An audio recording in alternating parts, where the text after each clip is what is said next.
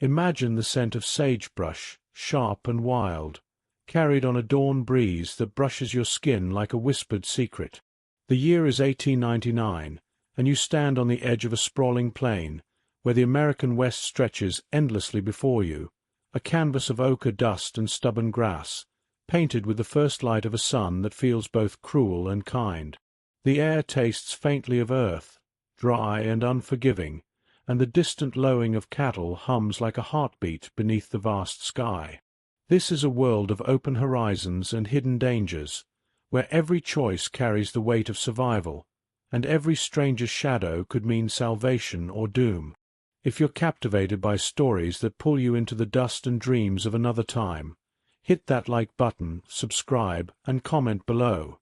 Tell me, where are you listening from tonight?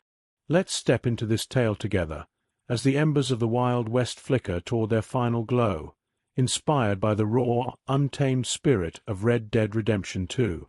You are not alone in this moment. Your boots, cracked and caked with red dirt, sink slightly into the ground as you squint toward the horizon. The leather of your gloves creaks as you adjust your grip on the reins of a horse whose breath clouds the chilly morning air. You're a drifter, a man named Elias Kane, once a ranch hand, now something else, something undefined, caught between the law and the lawless.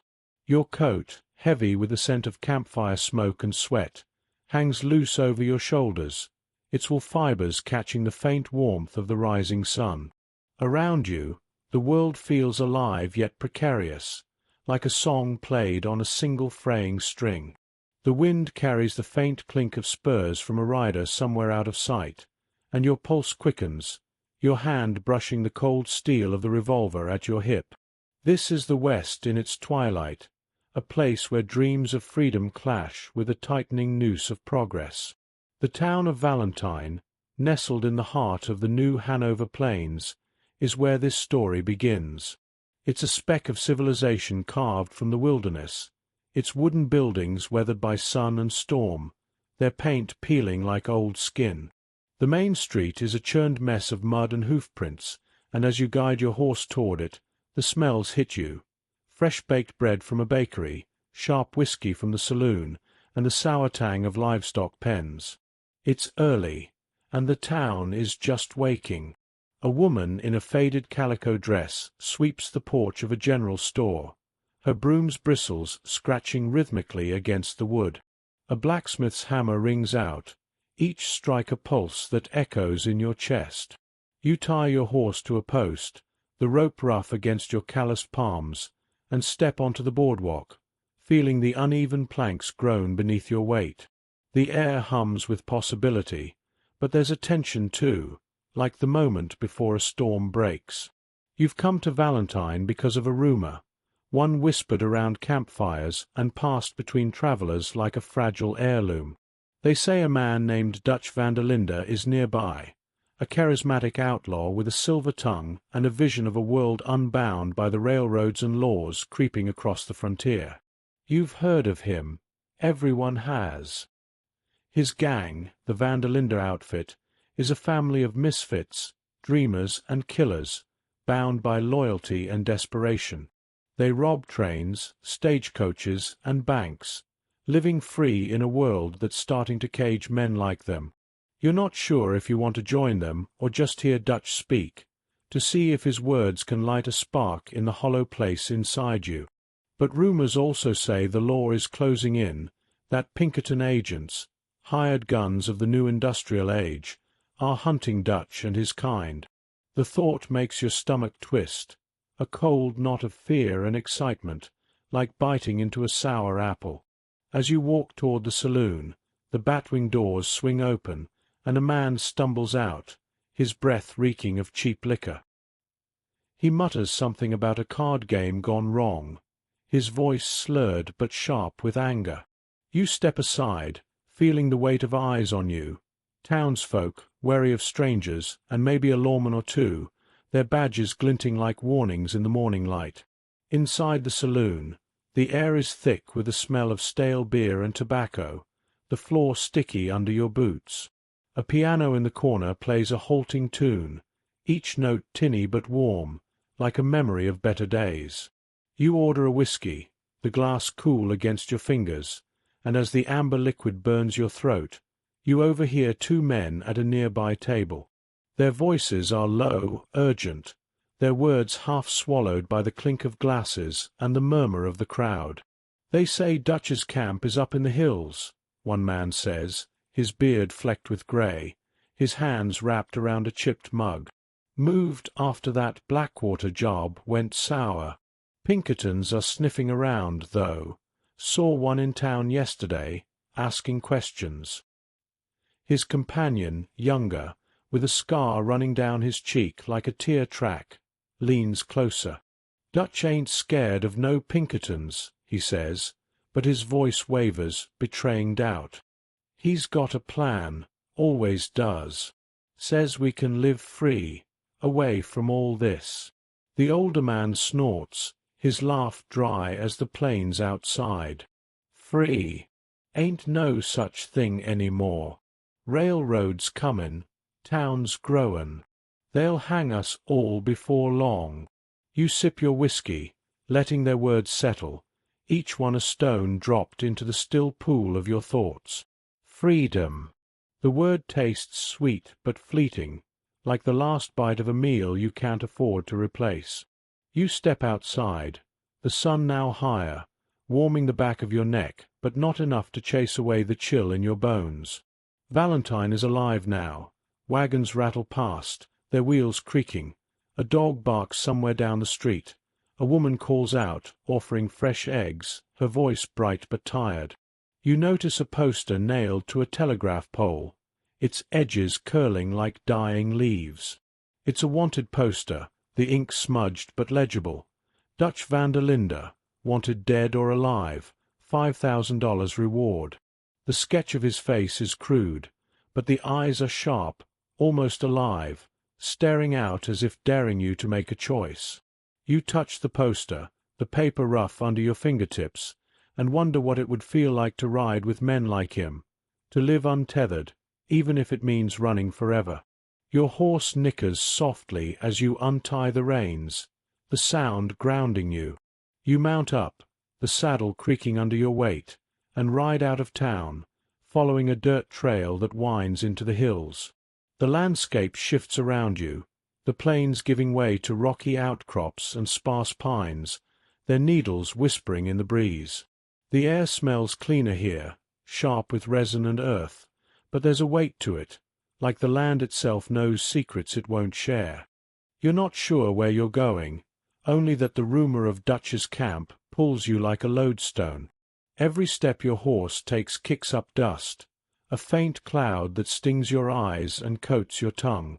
You pass a lone rider, his hat pulled low, and your hand hovers near your gun until he nods and moves on, his silhouette fading into the haze. Hours pass, the sun climbing higher, its heat pressing against your shoulders. You stop by a creek, the water cold and clear, tasting faintly of minerals as you splash it on your face. Your reflection wavers in the ripples. A man worn by years of hard picture yourself crouched by a creek, the icy water numbing your fingers as you cup it to your lips, the faint mineral tang mixing with the dust still clinging to your tongue. The year is 1899, and the American West surrounds you, its hills jagged against a sky bruised with the colors of dusk. The air carries the sharp scent of pine and the distant musk of campfire smoke, while the low hum of insects weaves through the silence, a reminder that this land never truly rests. You're Elias Kane, a drifter chasing whispers of Dutch van der Linde's outlaw camp, drawn by the promise of freedom in a world closing its gates. If this tale pulls you into the heart of the Wild West, hit that like button, subscribe, and drop a comment. Where are you tonight, and what do you feel in this moment? Let's ride deeper into this story, where every choice hums with possibility, and the shadows hold secrets that could change everything. The creek gurgles softly, its current tugging at pebbles that clack together like quiet conversation. You've been riding for hours since leaving Valentine, your body aching from the saddle, the leather worn smooth against your thighs. Your horse, A bay mare you call Juniper snorts and dips her head to drink, her breath steaming in the cooling air. The hills around you are rugged, dotted with scraggly pines and boulders that cast long shadows, like fingers reaching for something lost. The wind picks up, whistling through the branches, and it carries a sound, faint at first, then sharper, the strum of a guitar, a melody both mournful and defiant. It's coming from somewhere ahead, up the winding trail that disappears into a fold of the hills. Your heart quickens, a pulse that feels like a drumbeat in your chest. This could be it, Dutch's camp, or maybe just a trap laid by bandits who know these paths better than you. You urge Juniper forward, the creak of the saddle blending with the crunch of gravel under her hooves. The trail narrows, forcing you to duck under low branches, their needles brushing your hat like a warning. The guitar grows louder, joined now by the crackle of a fire and the murmur of voices, too soft to make out words but heavy with intent. You dismount, tying Juniper to a gnarled tree, its bark rough under your palms. The air smells of wood smoke and something richer, roasting meat, maybe venison, its savory warmth cutting through the chill. You move quietly, your boots sinking into the soft earth, each step deliberate to avoid snapping twigs.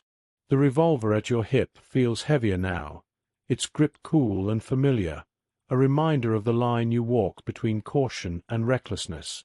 As you crest a rise, the camp comes into view, nestled in a small clearing ringed by pines. A fire burns at its center, its flames licking the air, casting a golden glow on a handful of tents and wagons. Figures move in the flickering light, men and women, some laughing, others quiet, their silhouettes sharp against the fire's dance. The guitar player sits on a log, his fingers coaxing a slow tune from the strings, each note hanging like a sigh. You count maybe a dozen people, their faces weathered but alive, their clothes a mix of patched denim and faded finery. A woman with dark hair tied in a loose braid tends a pot over the fire, the steam rising with a scent of stew, thick with onions and herbs. Another man, broad-shouldered and bearded, sharpens a knife, the scrape of steel on whetstone steady as a metronome. This is no ordinary camp. This is a family, bound by something stronger than blood, yet fragile as the embers drifting into the night. You stay hidden, crouching behind a boulder, its surface cold and gritty against your hands. The guitar stops, and a voice rises, deep and commanding, cutting through the chatter like a blade. "Folks," it says, "we ain't just running. We're building something, a life free from their chains, their banks, their laws." It's him, Dutch van der Linde. You can't see his face clearly, but his presence fills the clearing, his words carrying a rhythm that pulls you in, like a tide you can't resist. "They'll come for us, sure," he continues, his voice dropping to a growl. "But we'll be ready. We always are." The camp murmurs agreement, some voices eager, others heavy with doubt. You feel it too, that pull to believe in something bigger, tempered by the weight of reality. The Pinkertons, the railroads, the towns spreading like weeds, they're all closing in, and you wonder if Dutch's dream is a fire that warms or one that burns. A twig snaps under your boot, the sound sharp as a gunshot in your ears. The camp falls silent, and you freeze, your breath catching, the air suddenly thick with tension. A young man with a rifle steps toward the edge of the clearing, his eyes scanning the darkness. "Who's out there?" he calls, his voice tight but steady. Your hand hovers near your revolver, the metal cold against your fingertips, but you don't draw. Not yet. The firelight glints off the rifle's barrel, and you feel the weight of every choice you've ever made pressing down on you. Run, and you lose your chance to meet Dutch. Stay, and you risk a bullet. You raise your hands slowly, stepping into the light, the warmth of the fire brushing your face like a hesitant welcome. "I ain't here to cause trouble," you say, your voice low, the words tasting of dust and nerves. The young man, barely more than a boy, with a scar across his brow, keeps his rifle trained on you. The camp watches, their faces a mix of suspicion and curiosity. Dutch steps forward, his boots crunching on the dirt, his eyes sharp and searching, like a hawk sizing up prey. He's older than you expected, his hair streaked with grey, but his presence is magnetic, his black coat catching the firelight like a shadow given form. "Well, stranger," he says, his voice smooth as whiskey, "you've got a funny way of making friends, sneaking around like that. What's your name, and what do you want with us?" You tell him your name, Elias Kane, and the truth spills out, halting at first, then steadier. You speak of the rumors, of a man who promises a life beyond the law's reach, of a world where a man can still breathe free. Dutch listens, his gaze never leaving yours, and you feel exposed, like he's reading the scars on your soul. The camp is quiet now, the fire's crackle the only sound, its heat a faint comfort against the chill creeping up your spine. "Freedom ain't free," Dutch says at last, his words heavy with meaning. "It costs blood, loyalty, and a willingness to fight. You ready for that, Elias?" His question hangs in the air, unanswered, as the young man lowers his rifle slightly, waiting for Dutch's signal.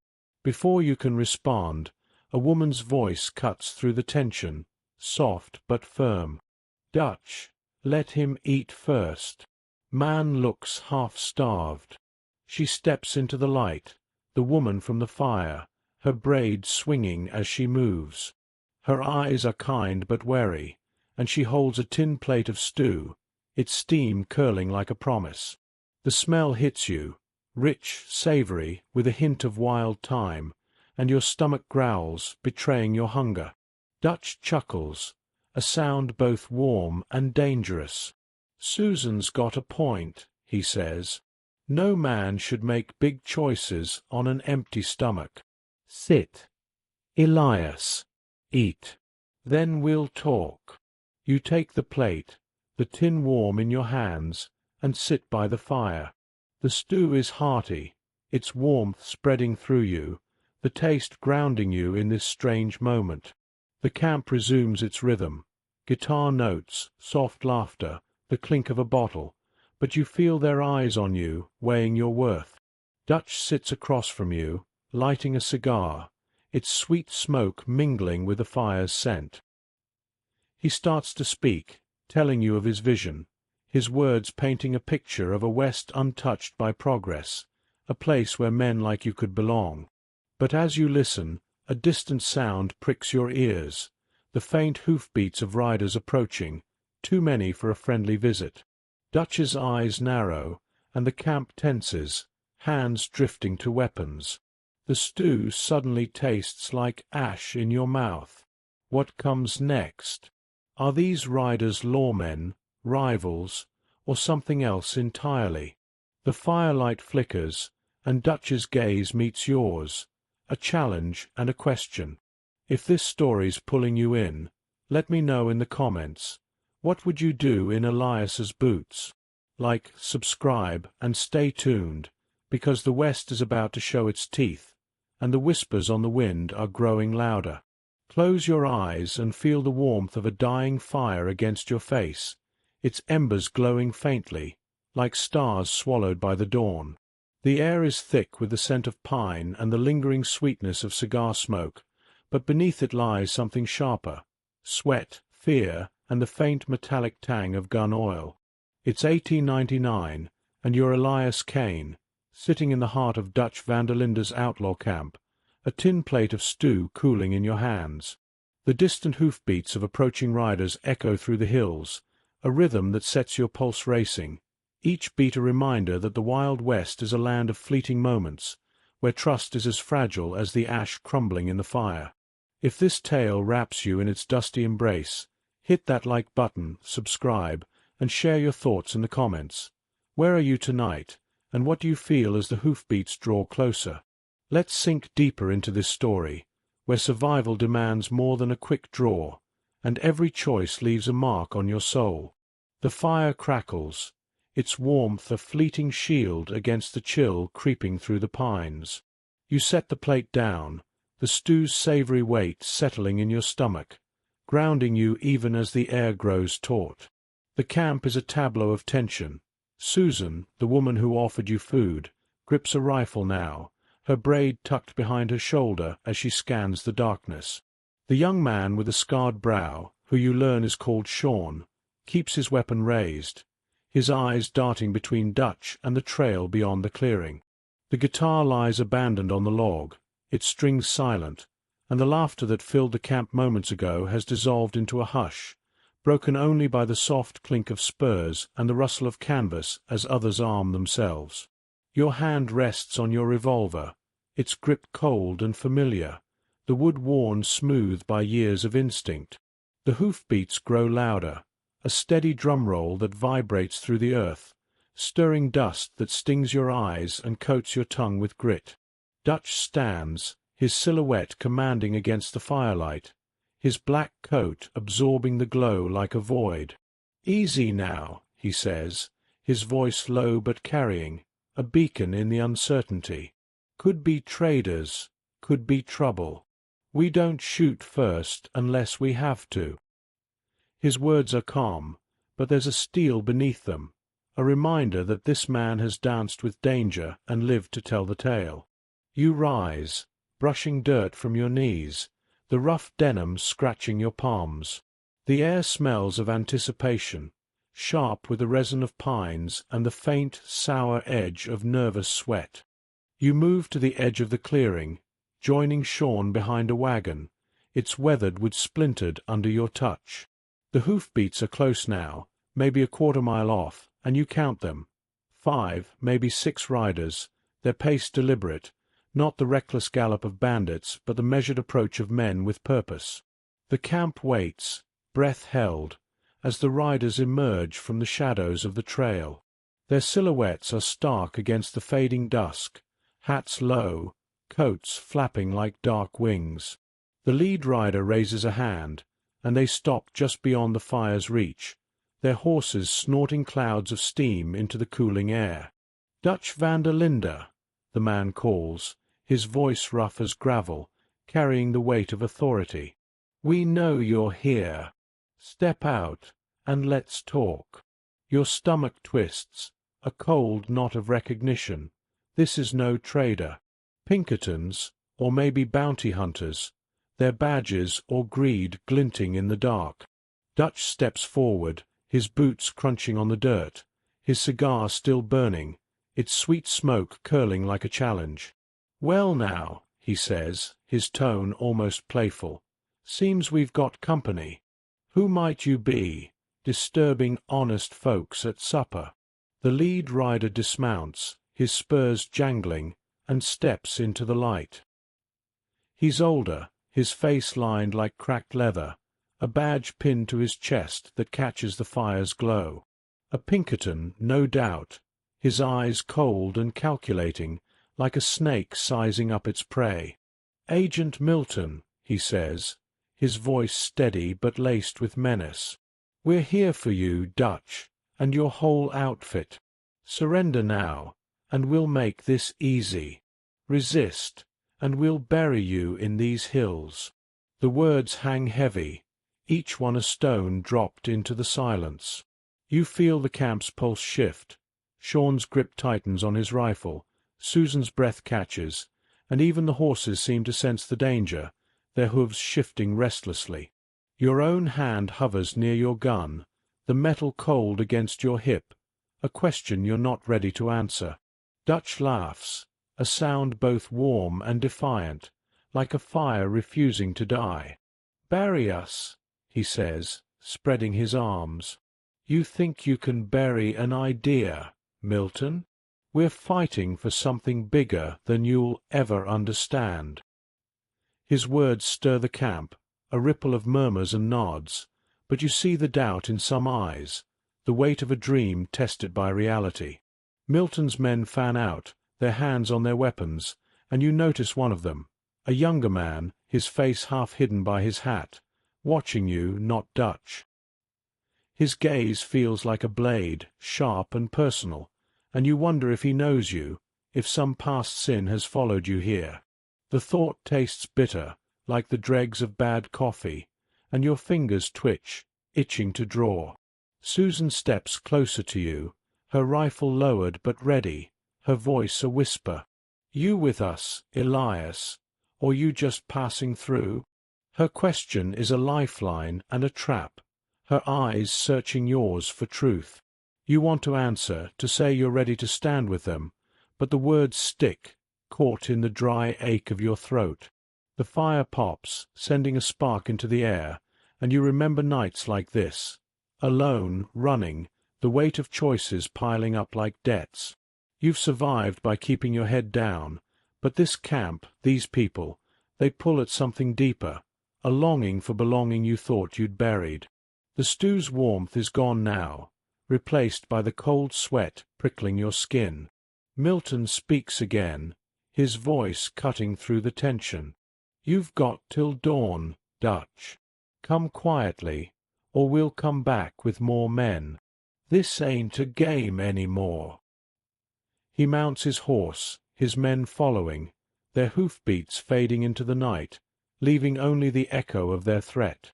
The camp exhales, but the air feels heavier, like a storm gathering strength. Dutch turns to his people, his eyes blazing. "They think they can scare us," he says, his voice rising. "But we don't bend, we don't break. We fight, and we live free." His words ignite the camp, voices rising in agreement, but you see the cracks. Sean's hands trembling, Susan's gaze distant, as if she's counting the cost. You sit again, the fire's heat a faint comfort against the chill settling in your bones. Susan hands you a tin mug of coffee, its bitterness grounding you as you sip, the liquid hot against your lips. The camp settles into an uneasy rhythm. Someone picks up the guitar, but the notes are hesitant, like a heartbeat unsure of its pace. Dutch approaches you, his cigar gone, his face softer now, almost fatherly. "You didn't run," he says, crouching beside you. "That's a start. But tomorrow, Elias, you'll need to choose. Stay with us, fight with us, or walk away. Ain't no middle ground out here." His words linger, heavy as the smoke curling around you, and you feel the weight of his gaze, like he's seeing not just you but every road that led you here. As the camp quiets, you lie on a bedroll near the fire, the wool rough against your back, the ground hard beneath you. The stars above are sharp, like pinpricks in a dark canvas, and the air smells of earth and possibility. You think of Milton's threat, of Dutch's dream, of the young Pinkerton who watched you too closely. Sleep pulls at you, but it's restless, haunted by the question Dutch left behind. Dawn is coming, and with it, a choice that could define you, or end you. The fire's last embers fade, and the night wraps you in its cold embrace, whispering of what lies ahead. What will you choose when the sun rises? Will you stand with Dutch, or slip away into the hills? Share your thoughts in the comments. What would you do in this moment? Like, subscribe, and stay tuned, for the West is watching, and the weight of survival is only beginning to press down.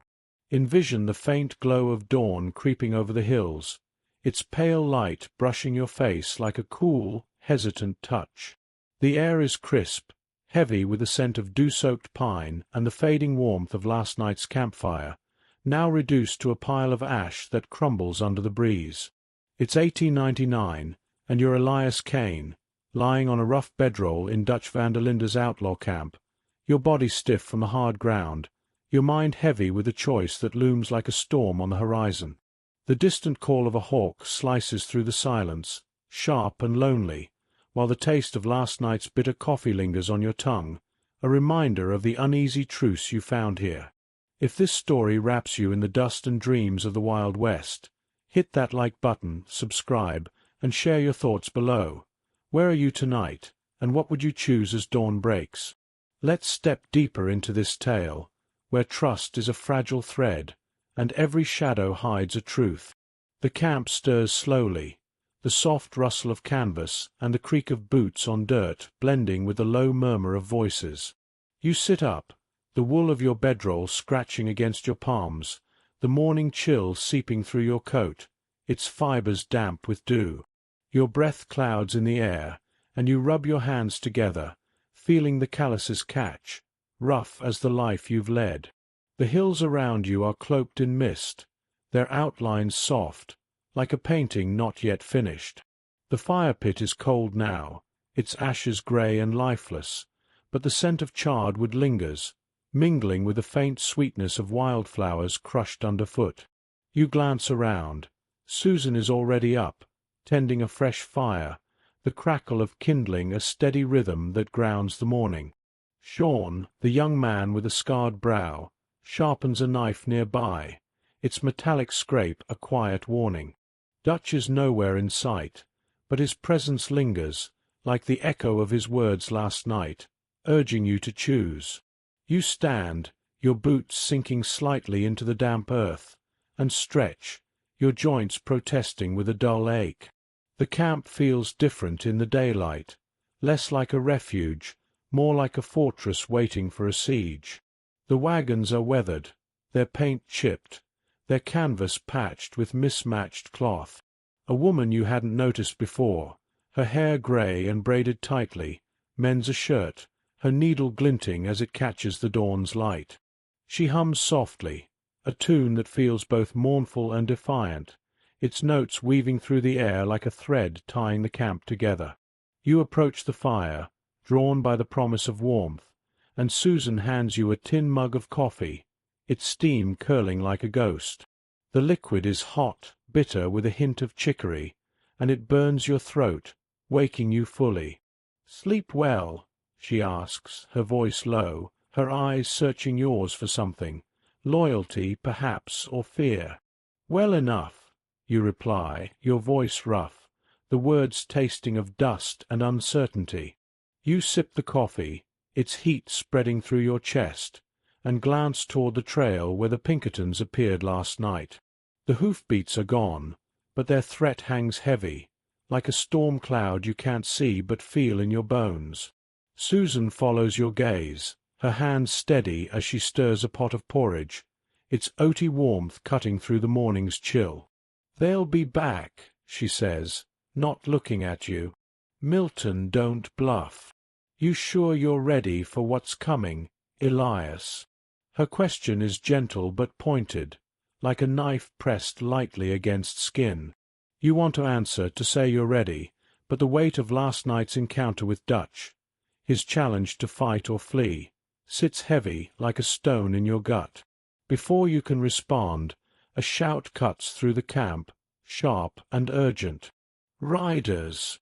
It's Sean, standing at the edge of the clearing, his rifle raised, his scar stark against his pale face. The camp snaps to life, men and women grabbing weapons, their movements swift but practiced, like a dance they've done too many times. You set the mug down, the coffee sloshing, and draw your revolver, its grip cold and reassuring. Your heart pounds, a rhythm that matches the distant hoofbeats, softer than last night's but no less ominous. Dutch emerges from a tent, his coat unbuttoned, his eyes sharp as he scans the trail.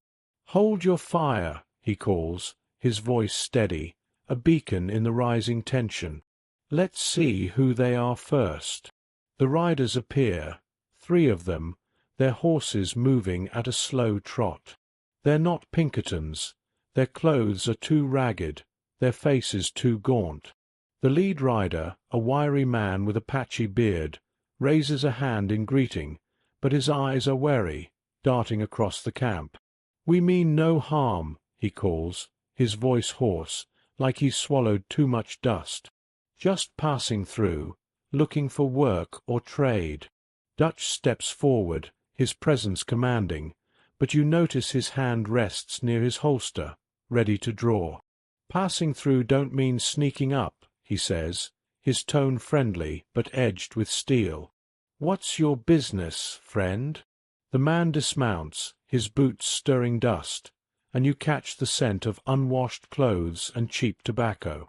Name's Caleb, he says.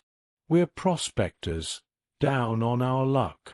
Heard there's a camp here that might share a meal or a job. The camp relaxes slightly, but the tension lingers, like a bowstring pulled taut. You study Caleb and his companions, a younger man with nervous eyes and a woman whose hands tremble as she holds the reins.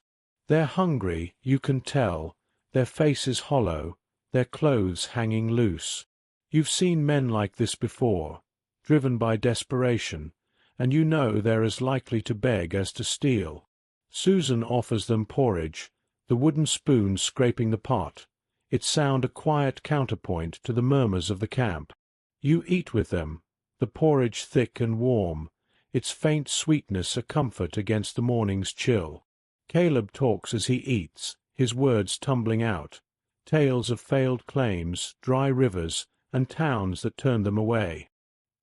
His voice is earnest, but there's something off, a flicker in his eyes that makes your skin prickle, like the brush of a cold wind. Dutch listens, his cigar unlit, his gaze never leaving Caleb. Hard times make hard men, he says at last, his voice soft but heavy. But we ain't a charity. You want to stay, you work. You want to leave, you go now.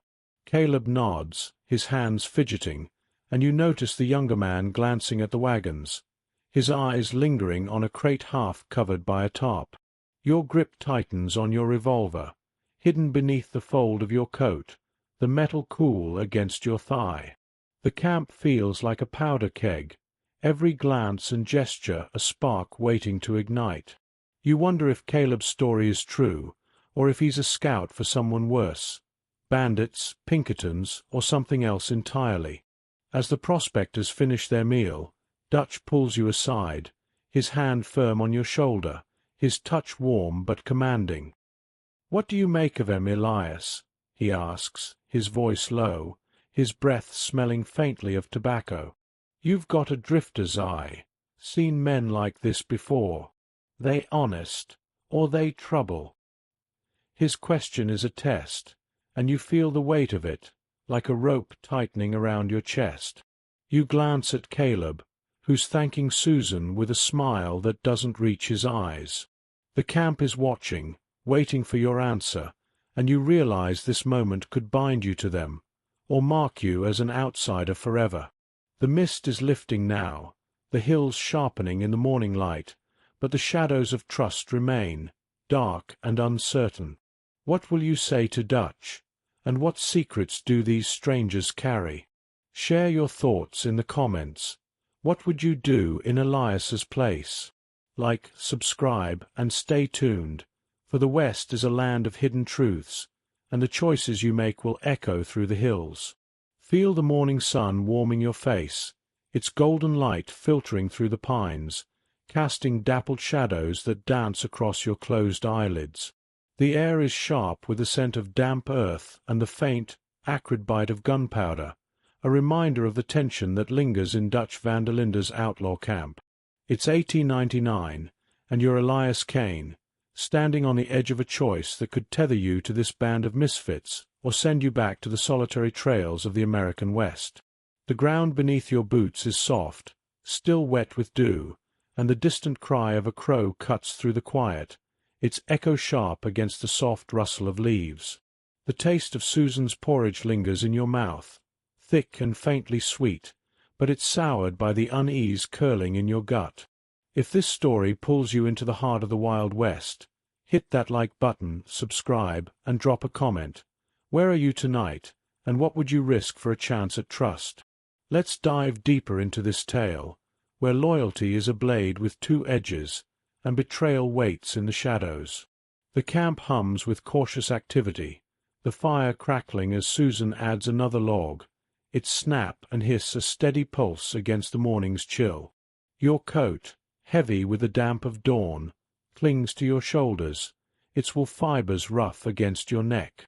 Dutch stands beside you, his hand still on your shoulder, his grip firm but not unkind, his breath carrying the faint sweetness of yesterday's cigar. His question hangs in the air. They honest, or they trouble? And you feel the eyes of the camp on you, from Sean's wary squint to the grey-haired woman's quiet scrutiny as she pauses her sewing. The three prospectors, Caleb, the wiry leader, the nervous young man, and the trembling woman, sit by the fire, their tin plates scraped clean, their faces taut with hunger and something else, something you can't quite name. The air smells of wood smoke and suspicion, and your hand rests near your revolver, its cold grip a familiar weight against your hip. You study Caleb, his patchy beard and weathered hands telling a story of hard years, but his eyes flicker too quickly, like a man hiding cards up his sleeve. The young man, who Caleb called Jonah, keeps glancing at the wagons, his fingers twitching as if itching to grab something. The woman, introduced as Lila, keeps her head down, her hands knotted in her lap, but her silence feels heavy, like a secret held too tight. "I've seen their kind before," you say to Dutch, your voice low, each word measured as if stepping across thin ice. "Drifters down on their luck, but desperate men turn quick. They're hungry, sure, but that don't mean they're honest." Dutch nods, his eyes narrowing, and you feel a spark of approval, like a match struck in the dark. "Good eye, Elias," he says, his voice smooth but edged. "We'll keep 'em close till we know more."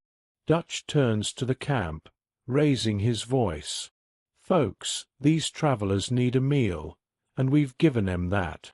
But trust is earned, not handed out like bullets." He gestures to Caleb. "You and your friends can stay till noon, help with chores, then we'll see where we stand." Caleb nods, his smile tight, and you notice Jonah's shoulders stiffen, his hand drifting toward his belt before he catches himself. The camp shifts back to its rhythm, Sean resumes sharpening his knife, the scrape of steel on stone a steady beat. The grey-haired woman, who you learn is called Miss Grimshaw, returns to her sewing, her needle flashing like a warning. Susan ladles more porridge, the wooden spoon clunking against the pot, its oaty warmth a fleeting comfort in the tense air. You're tasked with watching the prospectors, a job that feels like a test as much as a duty. You follow Caleb as he helps chop wood, his axe biting into the logs with a dull thud, each swing sending splinters flying, their sharp scent mixing with the pine in the air. He talks as he works, his voice easy but practiced, spinning tales of gold claims gone dry and towns that turned them out. "We ain't thieves," he says, pausing to wipe sweat from his brow, his sleeve stained with dirt. "Just folks trying to survive, same as you." His words are smooth, but there's a hitch in them, like a horse shying from a snake. You nod, keeping your expression neutral, but your eyes track his hands, noticing how they linger near his knife when he thinks you're not looking. The sun climbs higher, its heat pressing through your coat, and you feel the weight of every glance, every word, like stones piling up in your chest. Jonah, the young man, is set to hauling water from the creek, his steps heavy as he carries buckets, the water sloshing with a soft gurgle. You follow him, your boots crunching on the gravel path, the air cool and damp near the water's edge. The creek sparkles in the sunlight, its surface rippling like a memory you can't quite grasp. Jonah sets the buckets down, his breath labored, and you catch him staring at the camp, his eyes lingering on a crate near Dutch's tent, half covered by a tarp. "What's in there?" he asks, his voice too casual, like a man fishing for more than he admits. You shrug, your hand brushing your revolver, the metal cool against your palm. "Supplies," you say, keeping your tone flat. "Nothing for strangers." His lips twitch, not quite a smile, and you feel a prickle down your spine, like the brush of a cold wind across your neck. Lila, the woman, stays near the fire, helping Susan clean pots, her hands trembling as she scrubs, the clank of tin sharp in the quiet. You watch her from a distance, leaning against a wagon, its wood splintered under your touch. She's quiet, her eyes downcast, but you notice how she listens, her head tilting slightly when Dutch speaks to Miss Grimshaw nearby. Her silence feels deliberate, like a shadow hiding something sharp. You wonder about her story. What brought her here? What keeps her with men like Caleb and Jonah? The camp smells of porridge and smoke, but there's a tension beneath it, a sour note like milk gone bad. You catch Dutch's eye, and he nods slightly, a signal to keep watching, to stay sharp. As noon approaches, the camp gathers for a quick meal. Hardtack and beans, the beans warm and smoky, their texture thick against your tongue. You eat standing, your back against a pine, its bark rough through your coat. Caleb sits with his group, their heads close, whispering words you can't hear. Dutch joins you, his presence heavy, his voice low. "I don't trust him, Elias," he says, his breath warm with the scent of coffee. "But we need hands, and they might know things, about the Pinkertons, about the trails. You think they're hiding something?"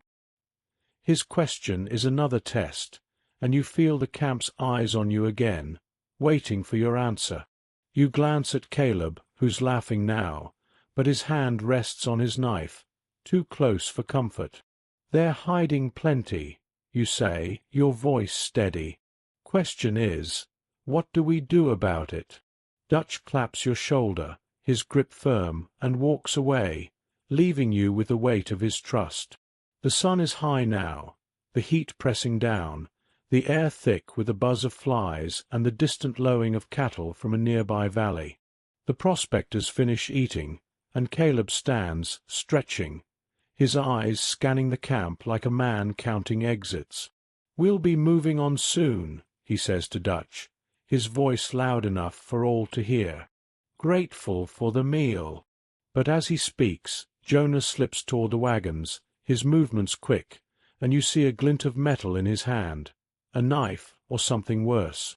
Your heart lurches, the beans turning to ash in your mouth, and you realize the moment of truth is here, faster than you expected. What will you do? Call out Jonah, or follow him quietly? And what secrets are these prospectors carrying, ready to unravel the fragile trust of the camp? Share your thoughts in the comments. What would you risk in Elias's boots? Like, subscribe, and stay tuned, for the West is a land of hidden blades, and betrayal cuts deeper than any knife.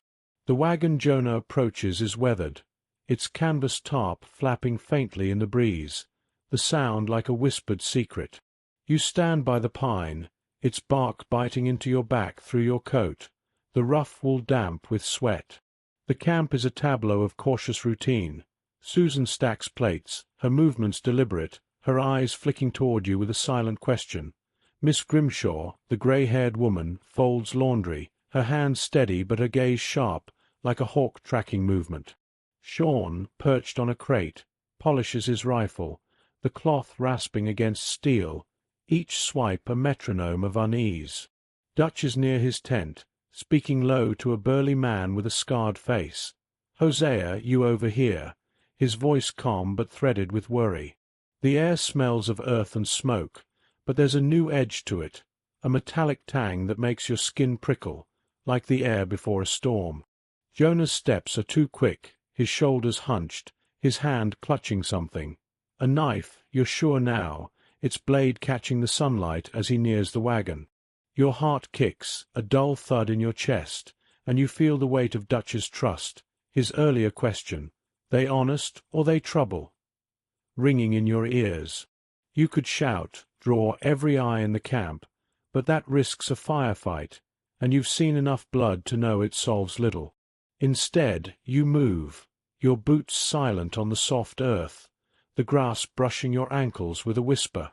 The revolver at your hip feels heavier, its metal cold through your trousers, and you keep your hand near it, ready but not drawing. Jonah hasn't seen you yet, his focus on the crate under the tarp, his fingers tugging at the canvas, the fabric rustling like dry leaves. You're close now, close enough to smell the sweat on him, sour and sharp, mixed with the dust clinging to his ragged coat. "Jonah," you say, your voice low, steady, like a stone dropped into still water.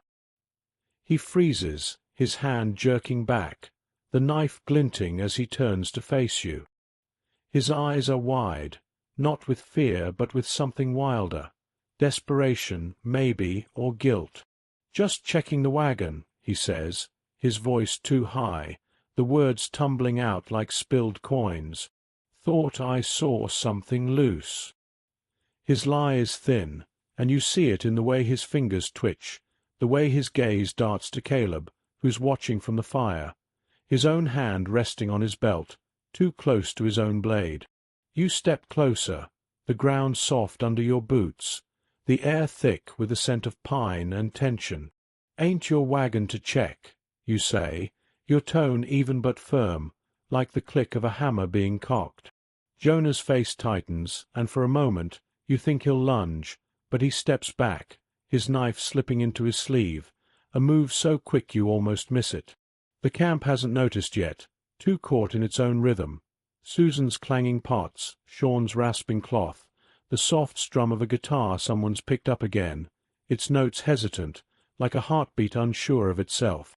But Caleb's watching, and so is Lila, her hands still in her lap, her silence louder than words.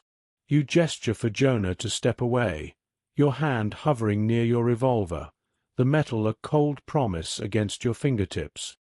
He complies, his steps slow, his eyes never leaving yours. You glance at the crate, half exposed now, its contents hidden but heavy, the top revealing the edge of a wooden box, its lid secured with a rusted lock. You don't know what's inside, but Jonah's interest tells you it's valuable. Guns, money, or something Dutch's gang needs to survive. You pull the tarp back over, the canvas rough against your palms, and turn to Jonah. "Go sit with your friends," you say, your voice low, carrying the weight of a warning. He nods, his jaw tight, and shuffles back to the fire, where Caleb meets him with a look you can't read. You catch Dutch's eye across the camp, and he nods, a faint approval in his gaze, but there's a question there too, a test you're still passing. You walk back to the fire, the heat a faint comfort against the chill creeping up your spine. Susan hands you a fresh mug of coffee, its steam curling like a ghost, its bitterness grounding you as you sip. "Good call," she whispers, her voice soft but sharp, like a blade wrapped in cloth. "But keep your eyes on them. They're trouble, Elias, and you know it." Her words settle in you, heavy as the beans from earlier, and you nod, feeling the camp's rhythm shift, the air growing tauter, like a bowstring ready to snap. Dutch gathers the camp, his voice rising over the crackle of the fire. "Folks," he says, his tone warm but edged, "our guests have eaten our food, warmed by our fire. But noon's here, and it's time they move on, unless they've got something to offer." He looks at Caleb, who stands, his hands spread in a gesture of goodwill, but his smile is too tight, like a mask that doesn't fit. "We're grateful, Dutch," Caleb says, his voice smooth but strained. "We'll be on our way, no trouble." Lila stands too, her hands still trembling, her eyes flicking to Jonah, who's staring at the ground, his knife nowhere in sight, but its presence felt, like a shadow you can't shake. As the prospectors gather their things, you notice Lila linger by the fire, her fingers brushing a small pouch at her waist, its leather worn and stained. She catches your eye, and for a moment you see something, fear, maybe, or a plea, before she looks away. The camp watches them pack, the air thick with unspoken questions. Sean mutters something to Hosea, his voice too low to catch, and Miss Grimshaw folds her laundry with a snap, her eyes never leaving Caleb. You feel the weight of your choice to call out Jonah, the ripple it sent through the camp, and you wonder if you've earned trust or painted a target on your back. The prospectors mount their horses, the creak of saddles and the snort of the animals breaking the silence. Caleb tips his hat, his smile faltering as he meets Dutch's gaze. "Safe travels," Dutch says, his voice a mix of courtesy and command.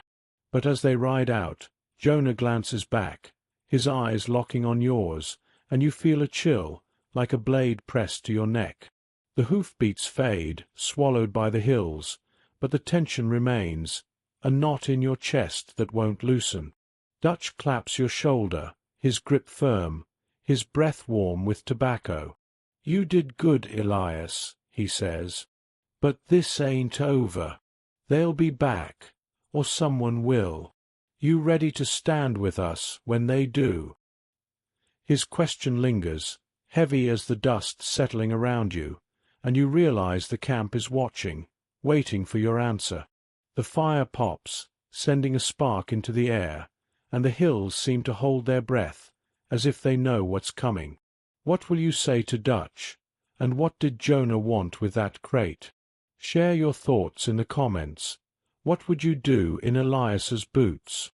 Like, subscribe, and stay tuned, for the West is a land of secrets, and the spark of suspicion is about to ignite. The fire's warmth brushes your face, a faint comfort against the chill creeping through your coat, its wool fibers damp with the sweat of a morning stretched taut by suspicion. Dutch stands before you, his eyes sharp, his black coat catching the sunlight like a raven's wing, his presence a force that pulls the camp together even as it frays at the edges. Your revolver sits heavy at your hip, its grip cool and worn, a reminder of the life you've led. Alone, always moving, always watching. The camp is a living thing around you.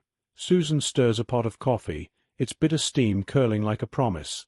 Sean leans against a wagon, his rifle cradled like a child, the faint scrape of his thumb on the trigger guard a nervous tick. Miss Grimshaw folds blankets, her movements precise, her gaze flicking toward you as if measuring your worth. The air smells of pine and tension, and the distant cry of a hawk slices through the quiet, sharp as a blade.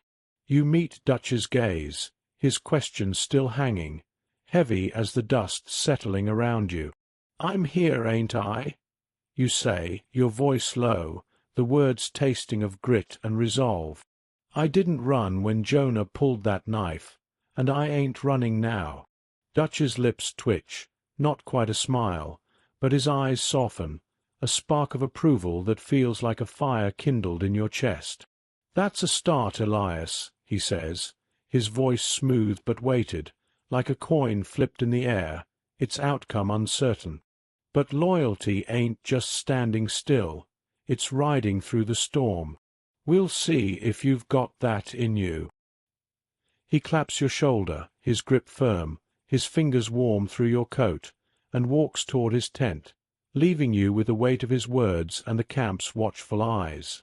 The day unfolds in a rhythm of survival, the camp settling into tasks that feel both mundane and vital. You're sent to check the perimeter, a job that keeps you moving, your boots crunching on pine needles, their sharp scent mixing with the earth's damp musk. The hills are quiet, their slopes dappled with sunlight, but you feel the weight of unseen eyes, a prickle down your neck like the brush of a cold wind.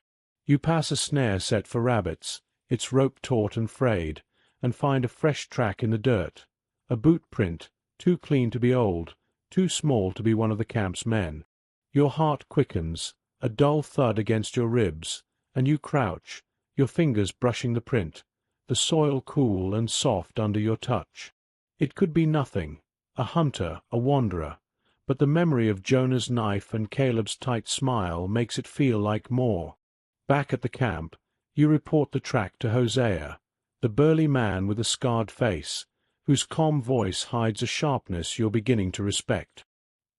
He listens, his hands busy cleaning a revolver, the click of metal steady as a heartbeat.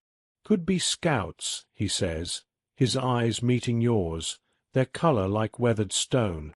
"Pinkertons, maybe, or those prospectors circling back. We'll need to move soon. Dutch knows it, even if he don't say it."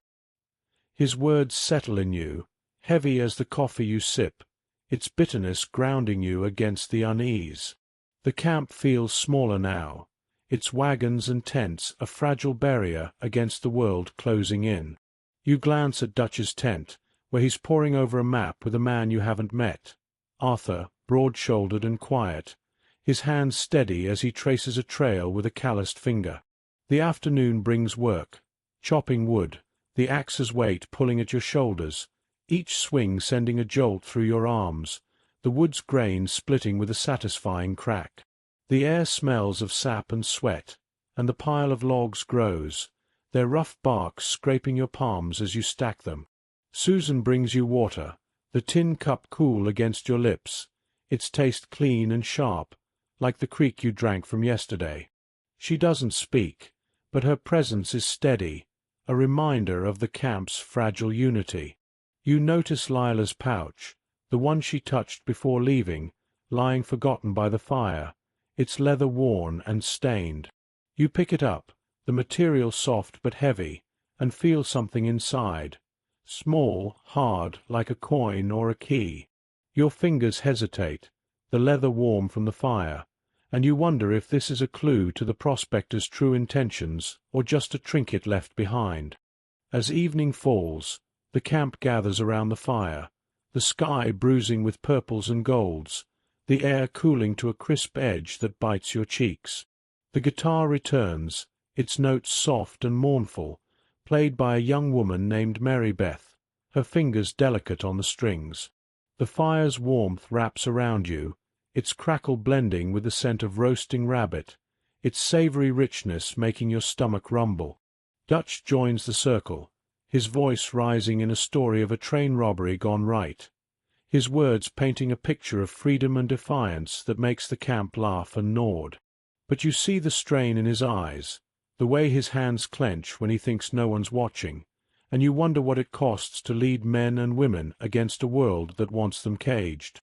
You slip away to check the pouch, crouching by a wagon, the canvas rough against your shoulder. Inside is a folded paper, its edges frayed, and a small brass key, its surface tarnished but smooth. The paper is a map, crude but clear, marking a spot in the hills not far from here. A stash, maybe, or a meeting point. Your breath catches, the paper crinkling in your hands, its ink smelling faintly of charcoal. This could be nothing, or it could be everything, a betrayal waiting to unfold. You glance at the camp, the firelight flickering on faces you're starting to know, and feel the weight of loyalty pulling against the spark of doubt. Do you show the map to Dutch, risking his wrath if it's nothing, or keep it secret, chasing answers alone? The night deepens, the stars sharp above, their light cold and distant. The fire dies to embers, and the camp quiets, the guitar silent, the air heavy with the scent of ash and unspoken questions. Dutch's words echo. Loyalty ain't just standing still, and you feel the camp's trust, fragile as the paper in your hand, waiting for you to prove it. What will you do with the map? And what secrets lie hidden in the hills? Share your thoughts in the comments. What would you risk in Elias's boots? Like, subscribe, and stay tuned, for the West is a land of echoes, and loyalty's price is about to be tested. Close your eyes and feel the night air wrap around you, cool and sharp, carrying the scent of pine resin and the fading warmth of a fire now reduced to glowing embers. The stars above burn bright, their light piercing the vast darkness of the American West in 1899, each one a silent witness to the choices that have led you here. You're Elias Kane, a drifter no longer adrift, standing in Dutch van der Linde's outlaw camp, the crumpled map and brass key heavy in your pocket, their weight a question that presses against your heart like a cold stone. The camp is quiet, the soft rustle of canvas and the distant howl of a coyote the only sounds, their echoes weaving through the hills like a song of endings.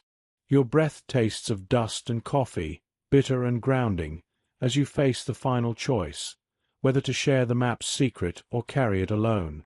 If this story has carried you through the dust and dreams of the Wild West, hit that like button, subscribe, and share your thoughts below. Where are you tonight, and what would you choose when the past and present collide? Let's step into the final chapter, where the echoes of loyalty meet the long shadow of today, and the West leaves its mark on your soul. The embers glow faintly, their warmth barely reaching your hands as you crouch by the fire, the ground hard beneath your knees, its chill seeping through your trousers. Your coat, heavy with the scent of smoke and sweat, hangs loose, its wool fibers catching the night's damp air. The map in your pocket feels alive, its paper crinkling as you shift, the brass key a cold weight against your thigh. You've spent hours wrestling with it.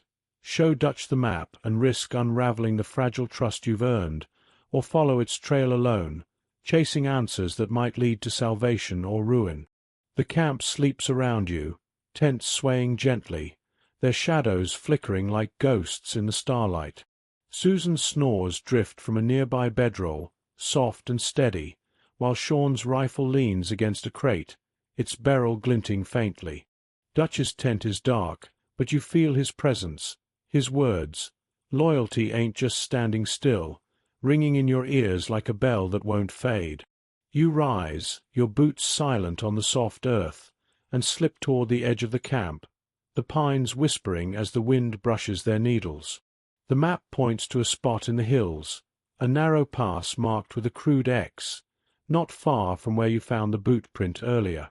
The key's purpose is unclear, but its weight feels like a promise, or a threat.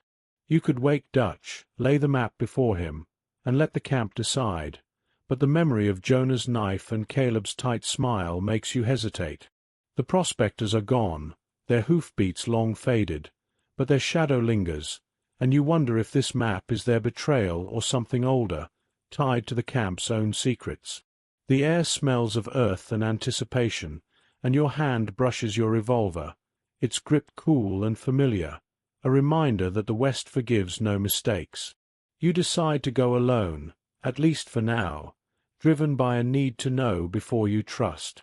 You saddle Juniper, your horse, her breath steaming in the night air, the leather creaking under your hands, its scent rich and worn. The trail is narrow, the ground uneven, and you guide her carefully, her hooves crunching on gravel, each step stirring dust that stings your eyes. The hills are dark, their shapes looming like silent judges, and the stars offer just enough light to trace the path. The map leads you to a rocky outcrop, its stones cold and jagged under your touch, where a small cave yawns, its mouth hidden by scrub brush. You dismount, tying Juniper to a gnarled tree, its bark rough against your palms, and crouch by the cave, the air inside damp and heavy with the scent of moss and decay. The key fits a rusted lockbox tucked in the cave's shadows, its metal gritty with age. You open it, the hinges groaning, and find a bundle of papers, letters yellowed and brittle, their ink faded but legible. They speak of a deal gone wrong, a train robbery planned by Dutch's gang, betrayed by an informant named Caleb. Your breath catches, the papers crinkling in your hands, their words a knife twisting in your gut. Caleb wasn't just a prospector. He was a traitor, and the map was his insurance, a way to reclaim what he'd hidden. There's money too, a small stack of bills, their edges soft with wear, and a note, for Lila when it's over. The cave feels smaller now, its walls pressing in, the air thick with the weight of secrets. You ride back as dawn breaks, the sky softening to a pale gold, the hills waking with the chirp of birds and the rustle of leaves. The camp is stirring, the fire rekindled, its smoke curling like a prayer. You find Dutch by his tent, his eyes tired but sharp, his coat unbuttoned, revealing a shirt stained with travel. You hand him the papers, the key, the map, and watch his face harden as he reads, his fingers tightening until the paper creases. "Caleb," he mutters, his voice low, a growl that carries the weight of betrayal. "I knew him, years back. Thought he was dead." He looks at you, his gaze a mix of gratitude and wariness. "You could have run with this, Elias. could have taken the money and gone. Why didn't you? The question hangs, heavy as the dawn air, and you feel the camp's eyes. Susan's, Hosea's, Arthur's, watching, waiting. I've run enough, you say, your voice steady, the words tasting of dust and truth. This camp, these folks, you're fighting for something I ain't had in years. A place to belong. Dutch nods, his hand clapping your shoulder, his grip warm but brief. You've earned your place, Elias, he says. But this ain't the end. Pinkertons are coming, and Caleb's out there, stirring trouble. We move at first light. The camp packs, wagons loaded, horses saddled, the air thick with the clatter of gear and the scent of leather and sweat. You help, your hands busy, the work grounding you against the uncertainty. The fire is doused, its ashes scattered, and the camp feels like a memory already, its traces fading into the hills. Dutch's dream of freedom burns bright, but you see the cracks, the weariness in Susan's eyes, the doubt in Sean's quick glances, the weight on Arthur's shoulders as he mounts his horse. The West is changing, its open plains giving way to railroads and towns, and you wonder if Dutch's fight is a fire that can still burn. As you ride out, Juniper's hooves steady beneath you, you glance back at the empty clearing, the pines standing sentinel, their needles whispering in the breeze. The West lives in you now, its dust in your lungs, its choices in your bones. You think of today, of the world beyond 1899, cities that hum with electricity, roads that stretch without end, and stories like this one, told around modern fires, in podcasts and posts, their echoes carrying the same hunger for freedom. The camp rides into the hills, Dutch at the lead, his voice rising in a call to keep faith, and you follow, your revolver at your hip, its weight a promise of the fights to come. What will become of Dutch's dream, and where will your choices lead? Share your thoughts in the comments. What would you carry from the West today? Like, subscribe, and let this story linger, for the long shadow of the West stretches far, and its echoes live in us all.